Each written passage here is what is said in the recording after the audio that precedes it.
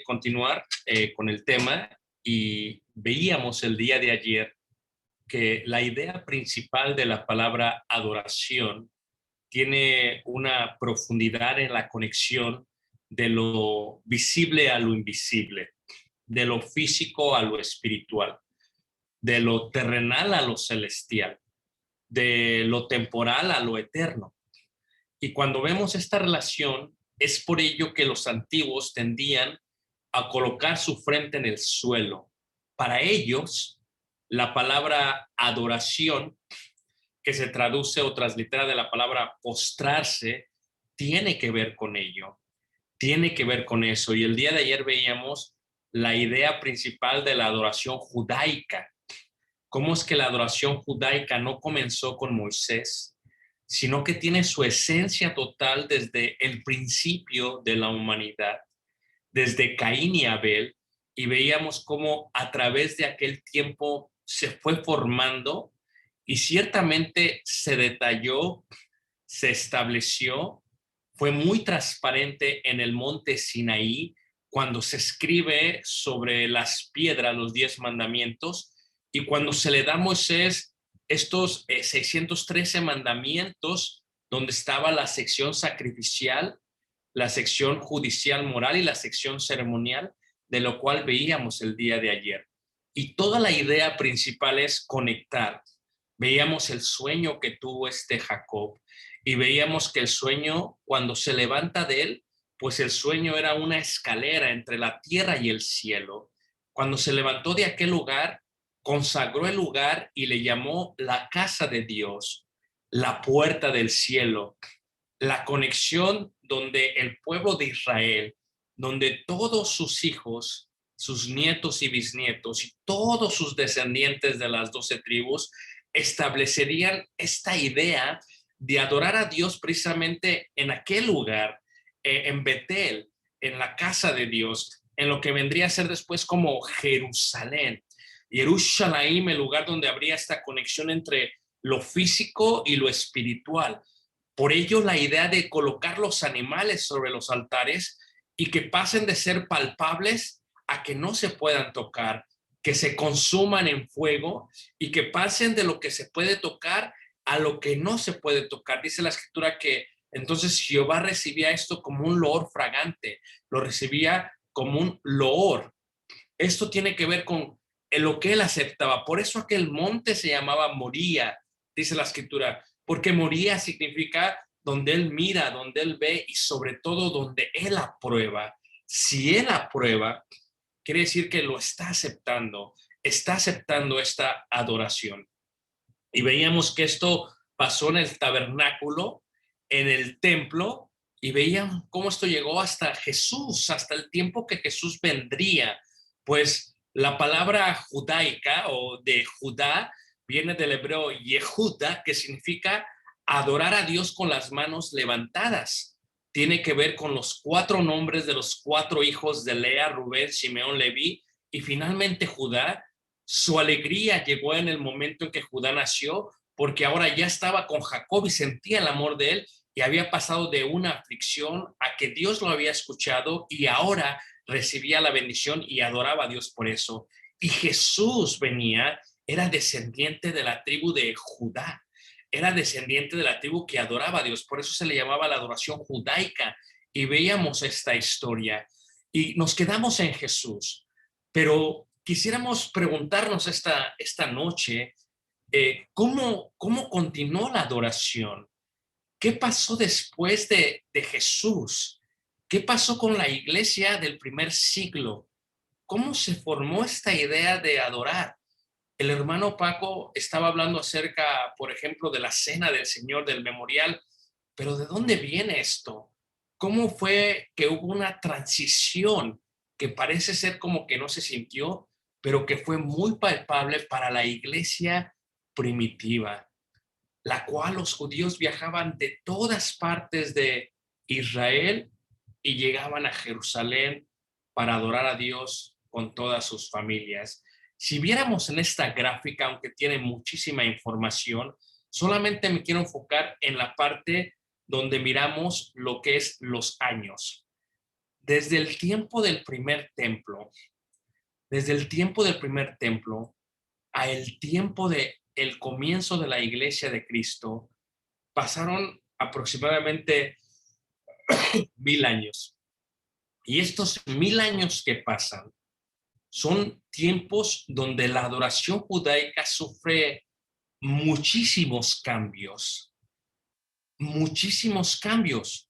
No solamente el templo de Salomón fue destruido y después fue reconstruido por Ageo y Zorobabel, Zacarías y Esdras, sino que al pasar el tiempo ocurre algo, y lo que ocurre es que el templo empieza a perder totalmente la idea continua de la adoración judaica.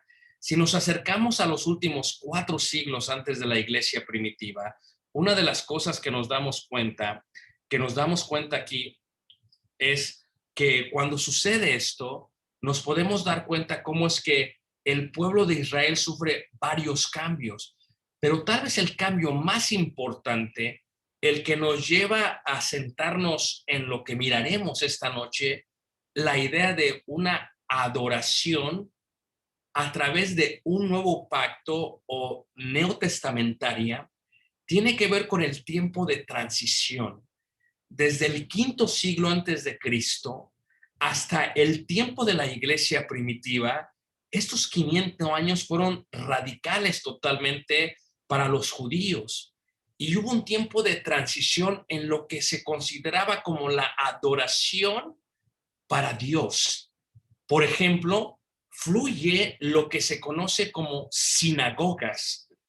Las sinagogas, realmente la palabra viene del hebreo Bet Knesset, que significa casa de asamblea, casa de oración y casa de estudio.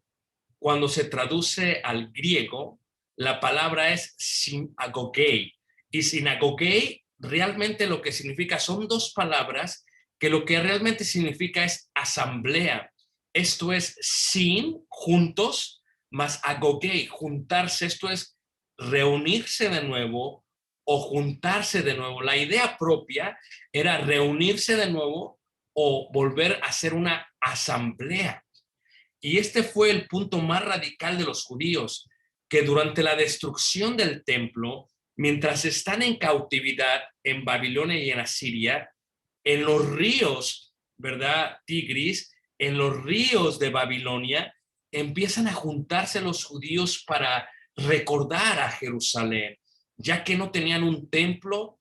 La adoración judaica tuvo una fractura, tuvo una interrupción, no había dónde adorar, la sección sacrificial era imposible poderse hacer sin templo, sin altar. La sección ceremonial era imposible porque no podían viajar hacia Jerusalén, y la razón por la cual esto era porque estaban exiliados como esclavos en el patio de Babilonia. Y entonces lo único que preservaban era la sección judicial moral. Y lo único que intentaron hacer ellos fue que se empezaron a reunir en los ríos, según dice el Salmos capítulo 27, que en los ríos de Babilonia se juntaban. Y entonces, como ya no podían ofrecer animales a Dios y como todavía anhelaban tener esta conexión, esta relación intrínseca con Dios, esta relación íntima con Dios, esta idea del corbán, de donde nace la palabra sacrificio, holocausto y después adoración, decidieron reunirse para solamente en lo que ellos recordaban de memoria, que era la ley de Moisés, la Torá, o lo que se conoce como el Pentateuco. Empezaron ellos a mencionárselo a sus hijos y a sus nietos y a sus bisnietos. Y esto sucedió realmente en lo que se conocía como la sinagoga. La sinagoga fue el espacio de transición de la adoración del templo de Dios en Moría, en Jerusalén, a una adoración donde el pueblo de Dios sabía que ya no necesitaba el templo, que ahora ellos podían alabar, adorar a Dios de otra manera. Y esta fue la transición radical que ocurre en el templo. ¿Y cuál era la razón? Cuando Jesús viene a la tierra, ya hay muchísimas sinagogas por todas partes de la tierra, donde quiera que había una comunidad judía, lo que se le llama la diáspora o la dispersión, le llama Pedro, donde quiera que había comunidades judías, había y se juntaban judíos para desde estas asambleas, estas sinagogas, estas Knesset, casas de oración y estudio y alabanza, pudieran recordar y pudieran adorar a Dios. Y cuando Jesús vino, todos saben que él comienza su ministerio en la sinagoga de Nazaret. Saben que él hace muchos milagros, como en la sinagoga de Capernaum. Y esta parte es interesante porque la sinagoga sirvió como una transición de la adoración del templo a la adoración de las comunidades judías. Pero, ¿cuál fue este cambio que hubo? Cuando Jesús vino y cuando le vieron bajar por el monte de los olivos, y la gente se alegró y le cantó y dijo, Hosana, bendito el que viene en el nombre del Señor. O sea, sálvanos, Señor. Cuando Jesús viene y baja y pasa el valle de Quedrón o el valle de Josafat y entra a Jerusalén, Jesucristo está entrando y estará estableciendo lo que les había dicho unos días antes, que esa casa de adoración sería casa de oración para todas las naciones. Después de ese tiempo, habló con los discípulos y en el monte de los olivos les dijo que no iba a quedar piedra sobre piedra, que el templo iba a ser destruido y que ahora él lo levantaría en 3 días. Y hacía referencia a esto, a lo que era su casa, a lo que era el templo, a lo que sería su familia. Jesucristo lo crucifica, Jesucristo lo entierra, Jesucristo resucita otra vez. Y el fundamento de la adoración neotestamentaria se encuentra en este milagro, en este sello divino, en el momento de la resurrección. Es más, cuando resucita Jesucristo, se le estuvo presentando y apareciendo a los apóstoles, a los discípulos, en un día domingo. Se le presenta a los discípulos que van en camino a Emaús. Después, el próximo domingo, 8 días después, se les presenta a los apóstoles y Tomás no creía todavía, era incrédulo. Y después de 50 días del día que había sido crucificado, viene lo que se conoce como la fiesta del Pentecostés. La palabra Pentecostés significa 50, es una transliteración griega. ¿Por qué 50 días después de esta fiesta, la fiesta de la Pascua? Y 50 días después ocurre el milagro donde el Espíritu Santo cae sobre los apóstoles y ellos empiezan a hablar y todos los oyentes escuchaban hablar en su propia lengua más de 19, no solamente lenguajes o dialectos de varias regiones donde estaban las sinagogas, donde existían sinagogas. Y la predicación de Pedro tenía este fundamento. En Hechos capítulo 2, en el verso 36 dice la escritura que Pedro lo que hace es que coloca primero a Jesús a través de varios versos o varias estrofas de los salmos, salmos que ellos cantaban en las sinagogas, salmos que ellos ya se habían memorizado, no necesitaban proyector o cañón, no necesitaban pantalla ni himnarios. Los judíos se lo sabían todo de memoria, era parte de lo que tenían que hacer antes de venir a ser hijos de la ley.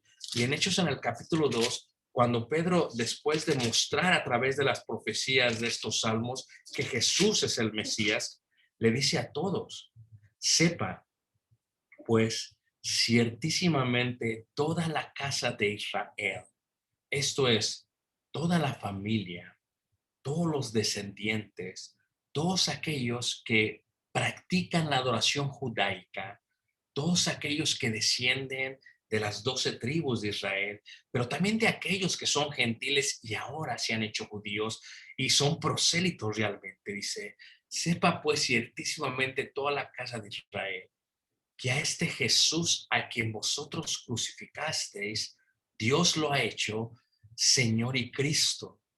Y esto es el fundamento de la adoración neotestamentaria.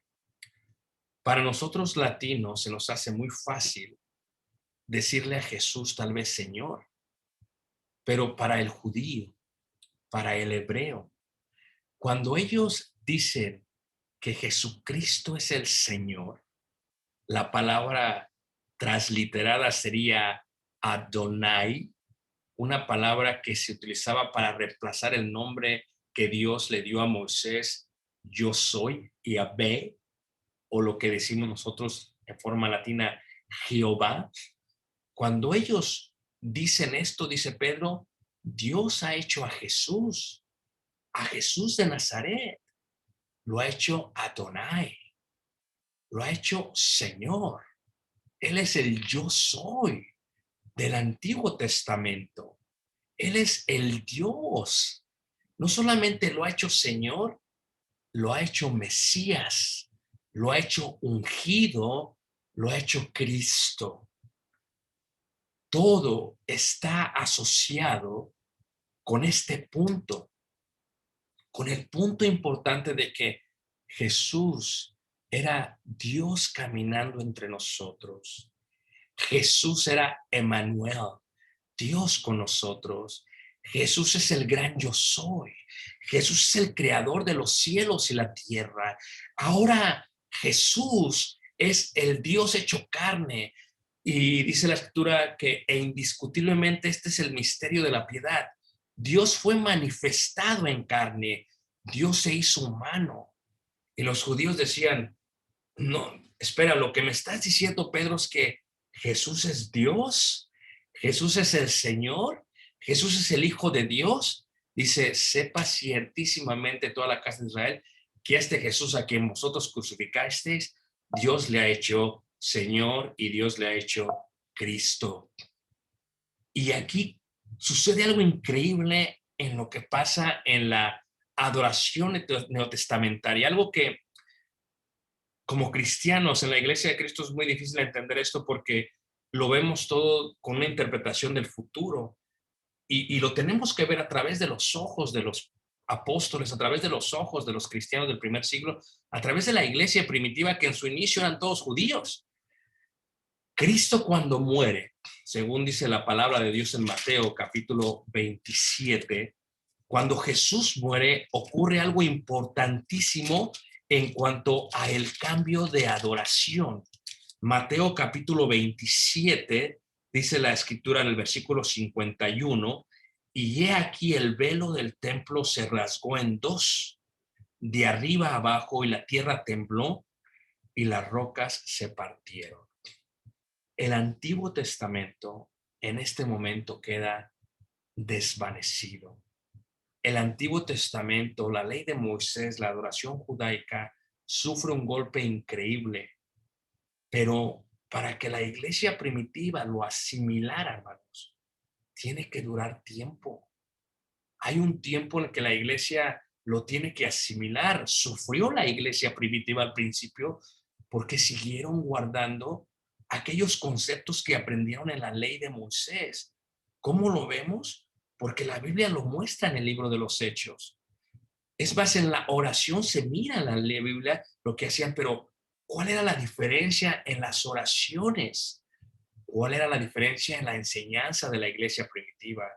¿Cuál era la diferencia en la adoración neotestamentaria? Primero, que el fundamento es Jesús.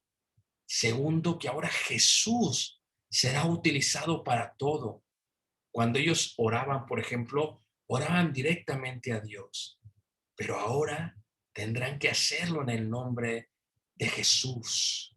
Esto es un cambio fundamental para la iglesia primitiva y desde la cruz de Cristo hasta el tiempo de la destrucción del templo, los judíos siguieron yendo al templo y siguieron guardando hasta cierto punto la ley.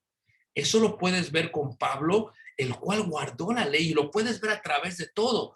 Lo puedes ver con Cornelio, con Pedro, perdón, cuando Pedro se acerca y dice que no comía todavía animales impuros, porque el hecho de que ellos hayan aceptado a Jesucristo como el Mesías no quiere decir que iban a tirar toda la ley, pues ellos entendían que la ley enseñaba acerca del Mesías y que la adoración neotestamentaria tomaba lugar, pero hubo un tiempo de asimilación para que ellos lo pudieran comprender. Cuando vemos la adoración neotestamentaria, y lo podemos ver en las cartas de los apóstoles, hay 5 puntos que se han de mencionar.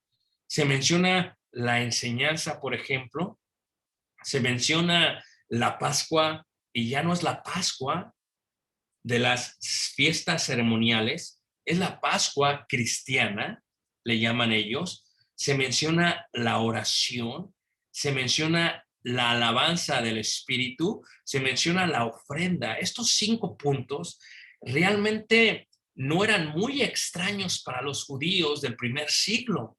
¿Por qué? Porque cuando tú ves esto, si tú vieses un servicio en la sinagoga el día de hoy en Jerusalén, o aquí en Skokie, en Illinois, si vieres un servicio en la sinagoga, el servicio no es muy distante a lo que se hace en la iglesia de Cristo. Es más, si vieras un servicio en el primer siglo, los judíos alababan a Dios y no utilizaban instrumentos, era ley.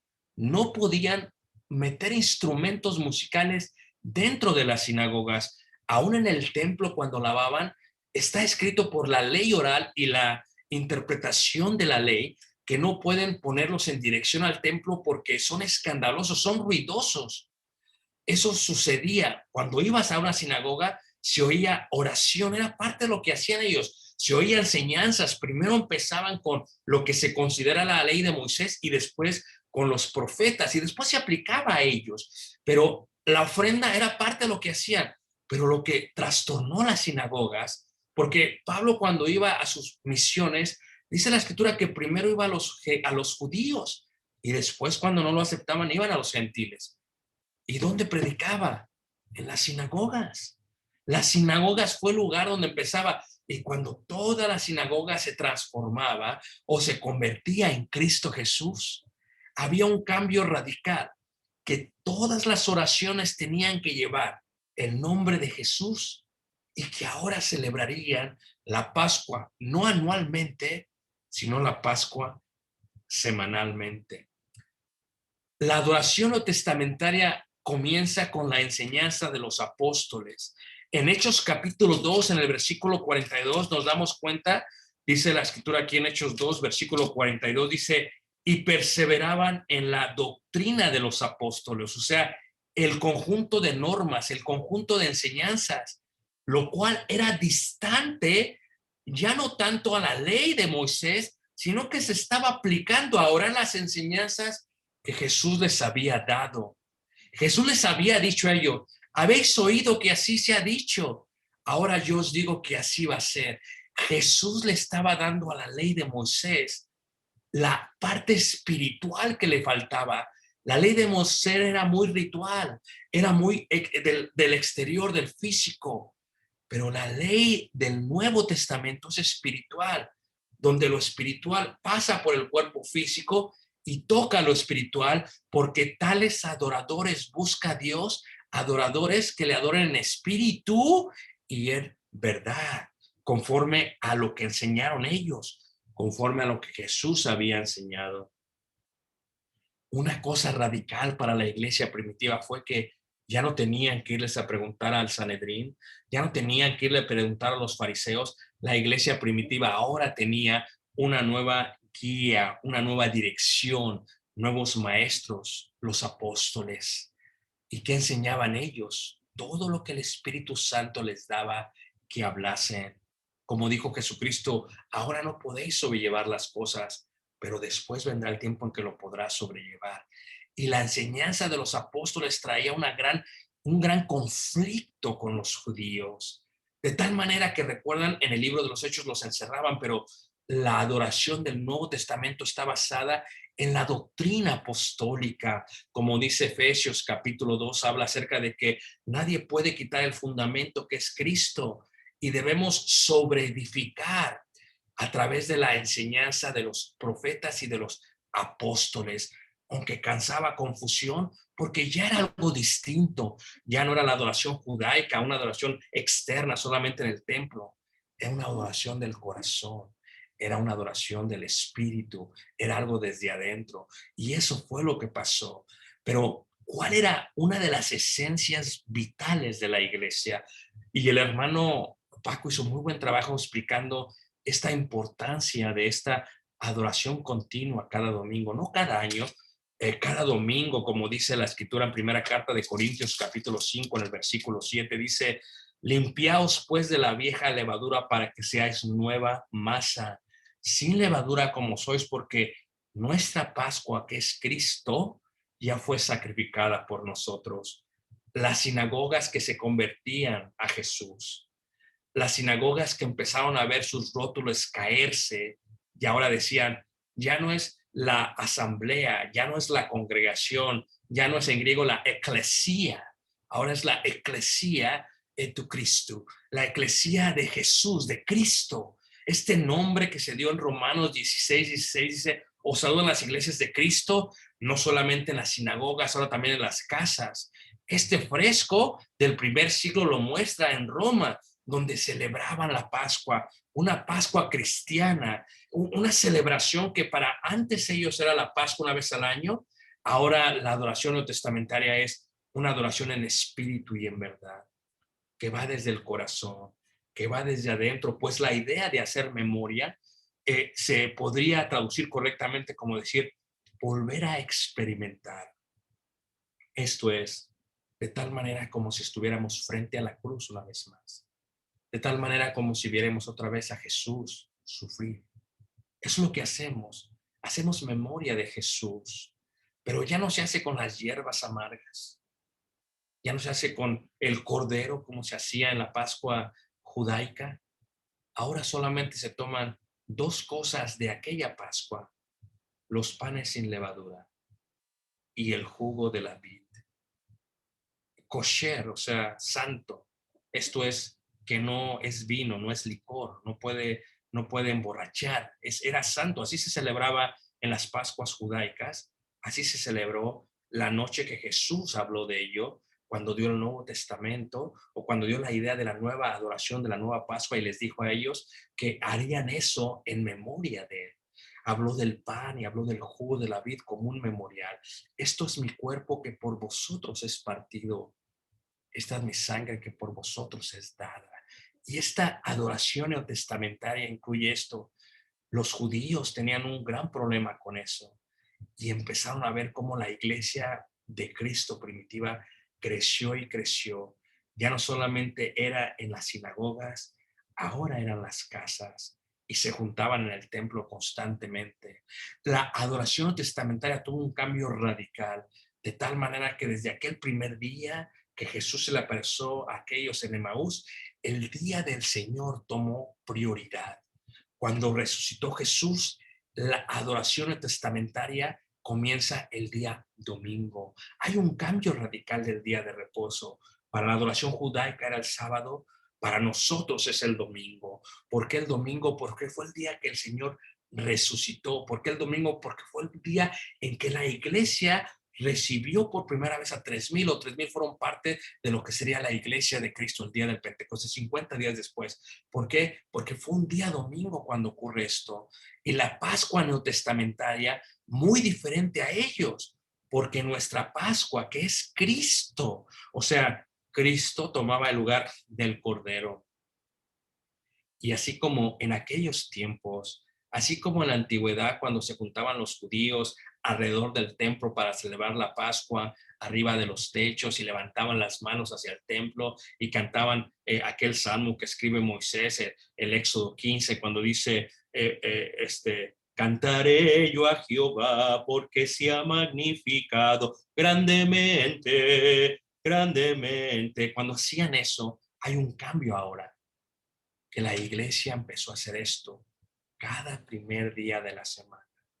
Eso cambió en forma radical todo, donde lo que conocemos como púlpitos empieza a tener un reemplazo con lo que se conoce como una mesa. Y aún en las ruinas puedes ver mesas hechas de mármol. Lo ves en la Odisea, lo ves en Sardis, donde te das cuenta cómo la adoración testamentaria se centraba toda en la Pascua cristiana, aquella que se hacía cada primer día de la semana. Como dijera el hermano y como dijera Pablo, tomad, comed, esto es mi cuerpo que por vosotros es partido. Haced esto en memoria de mí. Y como dice en primera carta de Corintios 17, siendo uno solo el pan, nosotros con ser muchos somos un cuerpo, pues todos participamos de aquel mismo pan. La Pascua neotestamentaria tomaba lugar. Es increíble porque el día de hoy se hace en árabe, se hace en varios dialectos en la India, en hindú, se hace en mandarín, se hace en japonés, en Tokio lo hacen, se hace por todas partes de aquellos Países Bajos, ¿verdad? De Polinesia, se hace en Hawái, se hace en Estados Unidos, en varios idiomas, y todos juntos ahora. No estamos viendo hacia el templo, somos el templo y el centro de nuestra adoración es Cristo el Cordero. Él es el centro de la adoración neotestamentaria porque Él es Señor, porque Él es Adonai, porque Él es el gran yo soy, porque Él se merece la honra y la gloria. Pero no solamente tenía también la Pascua cristiana, sino también la oración. Y esto les decía yo, para la iglesia primitiva tuvo que causar una conmoción increíble, porque Jesús no solamente vino a ser el nombre que tenían que confesar para ser parte de la iglesia en el patrón bíblico, sino que también Jesús tomaría lugar y pondrían su nombre en todo lo que hicieran. Por eso dice Pablo, todo lo que hagáis sea de hecho de palabra, hacerlo en el nombre de Jesucristo, de Jesús. La oración tendría un cambio fundamental. Si ellos en la adoración judaica estaban acostumbrados a esto, pero aun cuando la iglesia primitiva comienza, en Hechos capítulo 3 te darás cuenta que ellos mismos seguían guardando este tipo de costumbres que se habían dado la adoración judaica. Pedro y Juan subían juntos al templo a la hora novena. ¿Por qué a la hora novena? Porque los judíos oran 3 veces al día. Son lo que ellos le llaman las 3 oraciones patriarcales, la oración de Abraham, la oración de Isaac y la oración de Jacob, porque según el libro de Génesis habla de ello, Abraham oró en la mañana, Isaac oró en la tarde, Jacob oró en la noche y ellos por eso lo hacían. Esta oración de la cual están participando Pedro y Juan es la oración de Abraham, algo que hacían los judíos. Esto era muy normal y por eso aún en la cautividad Daniel sigue orando 3 veces al día en dirección hacia Jerusalén. Y por eso David, cuando hace el hermoso Salmos, el Salmo 77 en el verso 17, habla de la adoración 3 veces al día, mañana, tarde y noche. Esta idea general que hacían ellos, lo cual la iglesia primitiva seguía haciendo a la hora de la oración, dice la escritura. Pero el gran cambio que hubo, hermanos, es que la adoración testamentaria ahora tiene el nombre de Jesús. Yeshua. Jesús está en todo. Jesús es el centro.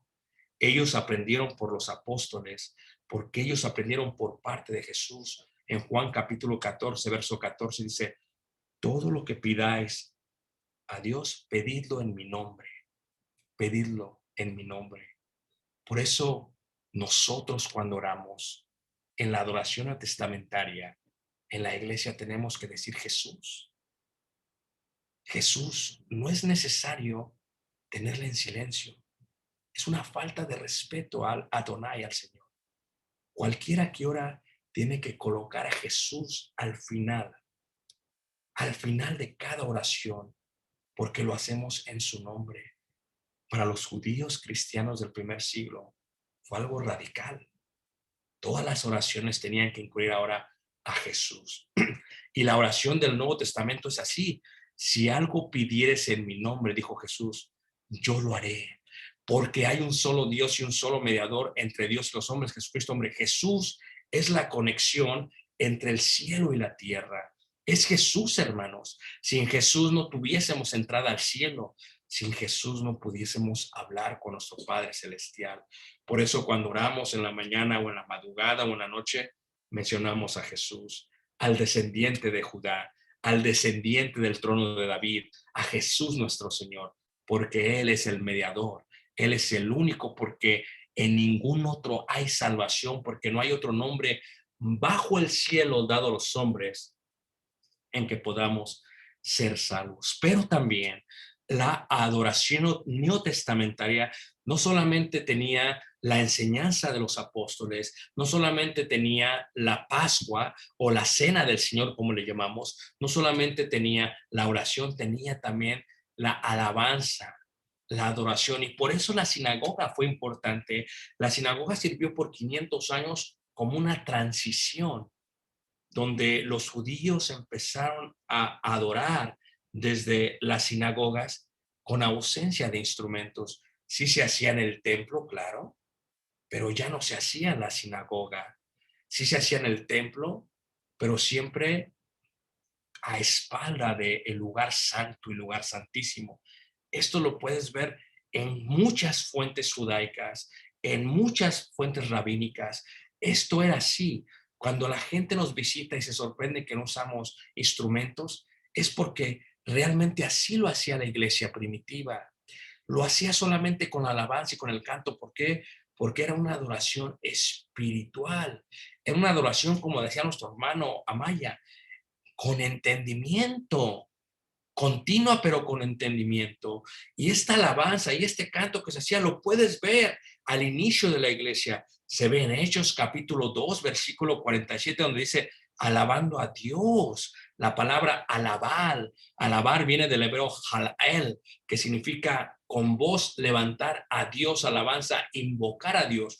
Lo puedes ver cuando la iglesia se reúne en Hechos capítulo 4, verso 23, cuando todos unánimes a una voz cantaron una sección del profeta y una sección del Salmos, que son cantos, que son cánticos. El canto tomó el lugar de lo que era la adoración en el templo. En Hebreos 13, versículo 11 y 15 dice, tenemos un altar del cual no tienen derecho de participar los que sirven al tabernáculo. Salgamos pues a él, fuera del campamento, o sea, fuera de Jerusalén y su templo, llevando su vituperio, porque no tenemos aquí ciudad permanente, no solo en la tierra, sino en Jerusalén, sino que buscamos la porvenir. Así que ofrezcamos siempre, todo el tiempo a Dios por medio de él, sacrificio de alabanza. Aquí ya se coloca la alabanza como un sacrificio, como un corbán. Una de las cosas más hermosas que podemos hacer es cantar el día de hoy. Hay una relación intrínseca. Tu voz se desvanece en el aire, pero entra la presencia de Dios cuando se hace con el espíritu y con el entendimiento conforme a la escritura. Qué hermoso es alabar a Dios y qué hermoso es cantar a Dios, fruto de labios, dice ahí, que confiesan el nombre de Jesús. Jesús es el centro de la adoración neotestamentaria. Sin Jesús no hay iglesia. Sin Jesús no hay salvación. Sin Jesús no hay redimidos. Sin Jesús no hay entrada al cielo. Sin Jesús no puede haber adoración neotestamentaria. Tuvo que ver con el desarrollo y crecimiento de sus miembros. En la carta de Efesios lo vemos, hablando entre vosotros con salmos, con himnos, con cánticos espirituales, cantando y alabando al Señor en nuestros corazones. Y aquí miramos esto, una distinción de la iglesia primitiva. En la sinagoga solamente cantaban salmos, lo cual cuando empezó la iglesia primitiva, así fue. Y los signos que realmente vienen a ser expresiones líricas o escritos, entraron por parte de los gentiles. Es una poesía que alaba a Jesús y a Dios, el cual se encuentra en el Antiguo Testamento hecha en su mayoría por los gentiles. Los gentiles trajeron la idea de los signos porque los salmos eran propios de los judíos, pero cuando hay una fusión judía y gentil en una misma iglesia, cantaban con himnos y con cánticos espirituales. Y dice la escritura también ahí que cánticos, o sea, expresiones líricas inspiradas por el Espíritu Santo a través de los dones espirituales que se muestra después en los mensajes a la iglesia, pequeños versos para que me entiendas que cantaban. La iglesia primitiva, la adoración neotestamentaria pasó de ofrecer animales en el templo a ofrecer fruto de labios que confesaban su nombre. Colosenses 3:16 dice, la palabra de Cristo mora en abundancia en vosotros, enseñándoos y exhortándoos unos a otros en toda sabiduría, cantando con gracia en vuestros corazones al Señor. ¿Con qué? Con salmos e himnos y cánticos espirituales, que era lo que hacía la iglesia primitiva cuando ya tenía gentiles y judíos. Era una fusión hermosa, donde no había gentil ni judío, varón y hembra, libre y esclavo, todos eran uno en el nombre del Señor.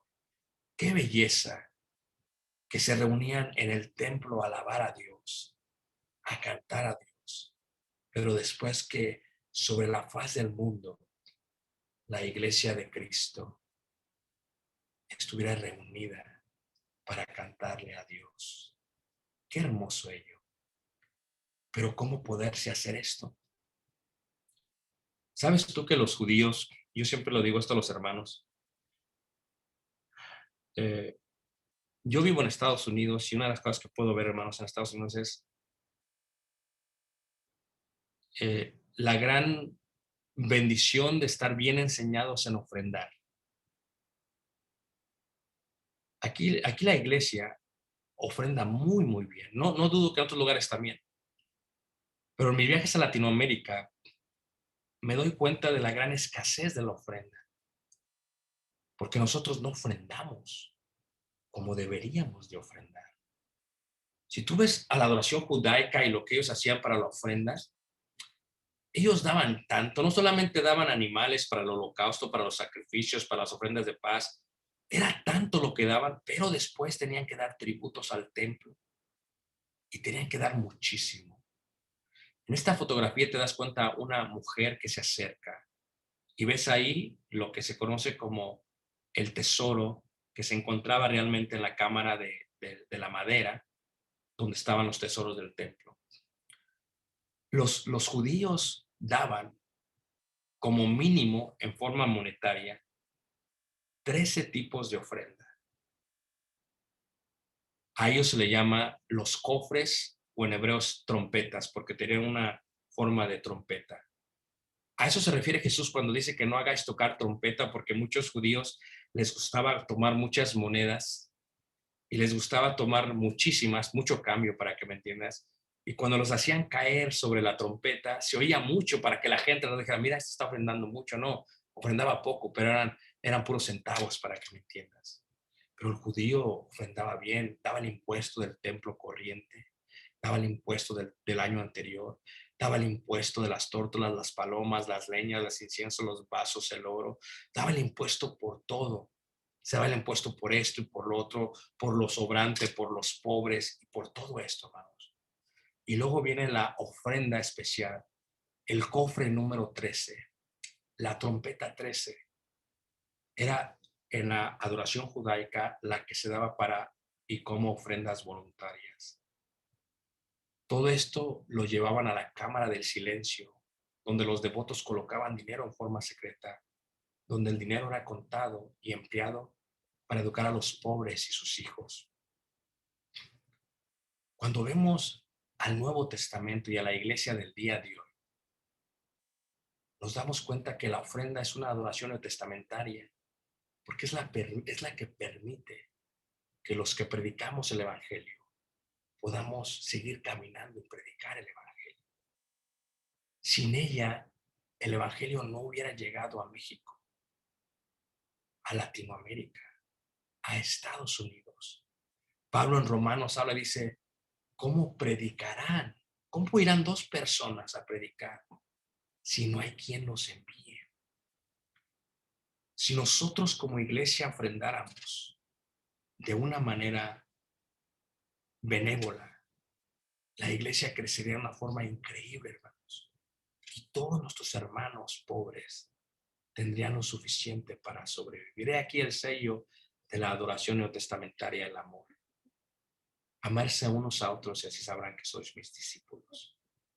Pero cuando ves tú la adoración neotestamentaria, la ofrenda era parte de ello.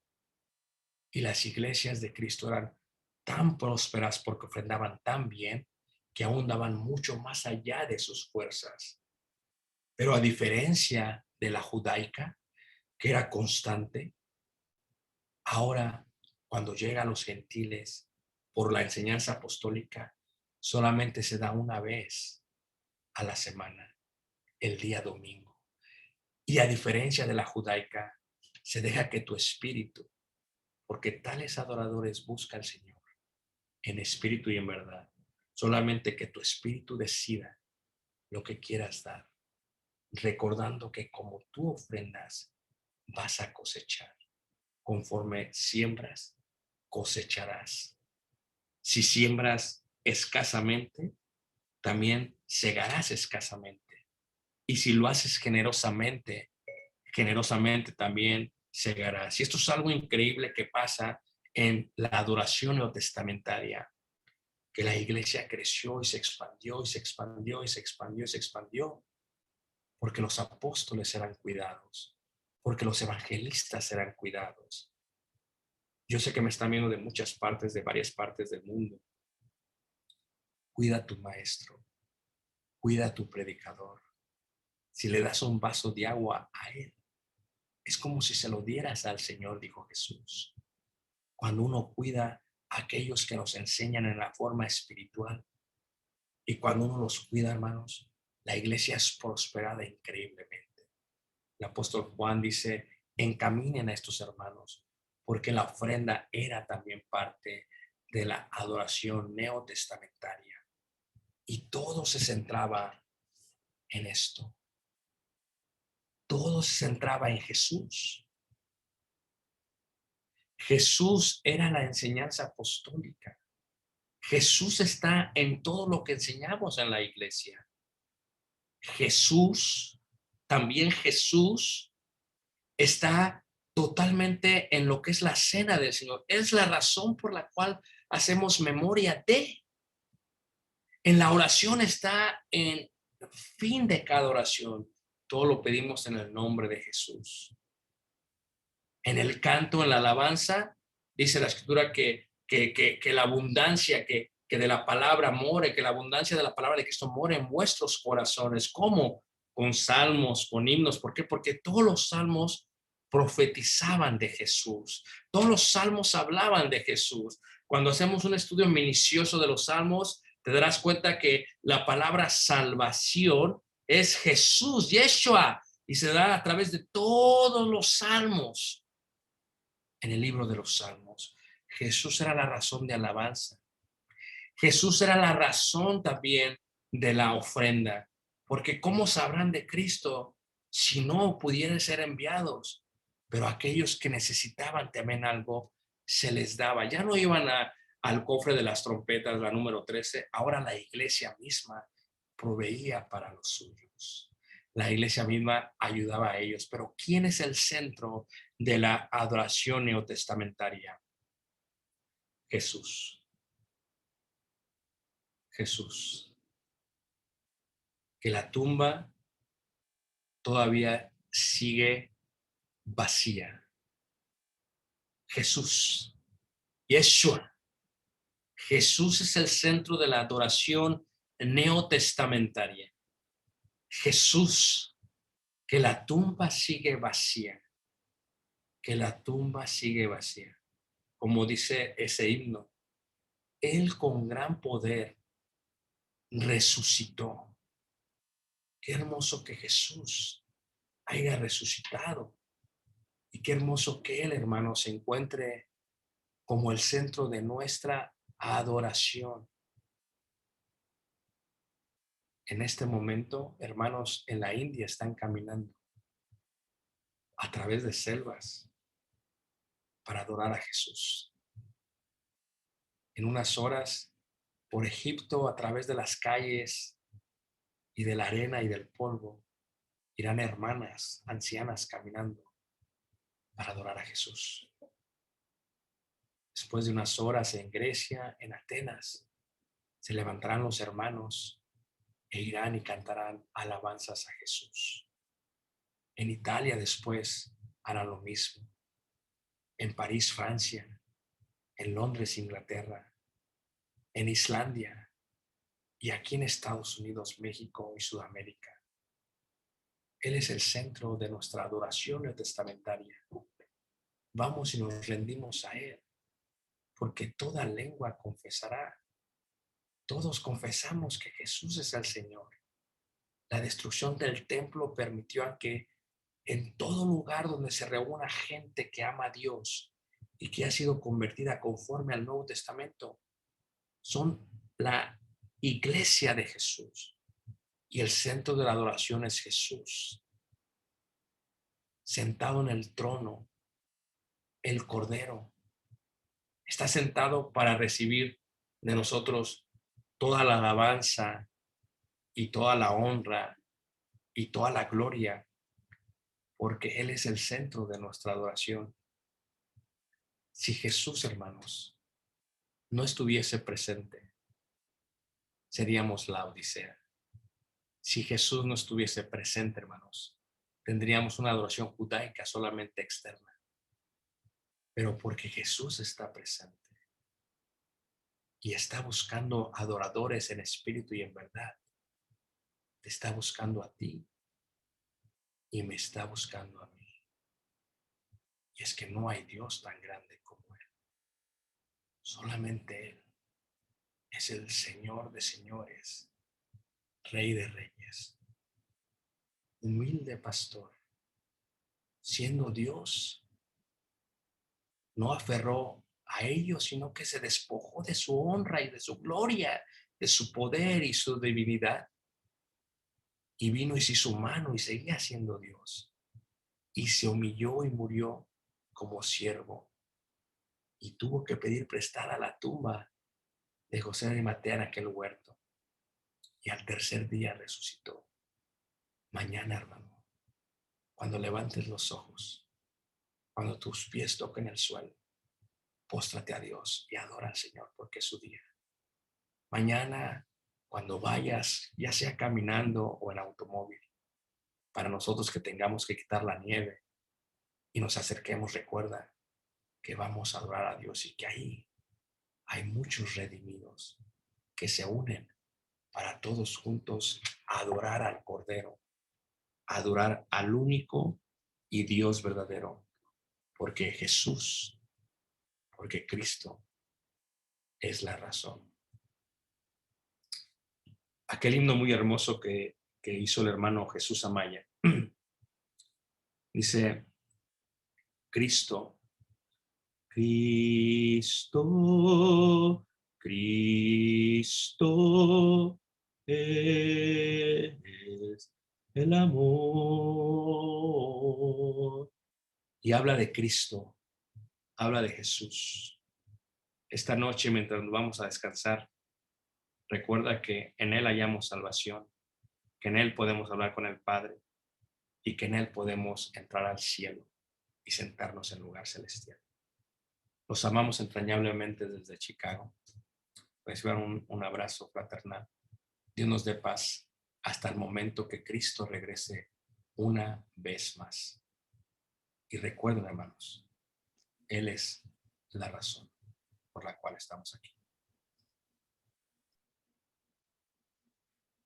Agradecemos a nuestro hermano Ricardo Barrera, quien nos trajo una enseñanza grande, hermanos. La razón por la cual estamos reunidos es precisamente esa: a quien merece la honra y la gloria por los siglos, al Rey de Reyes y Señor de Señores. Y hermanos, quiero decirles que es una bendición el poder tenerle a usted como parte del pueblo de Dios y ser uno en Cristo.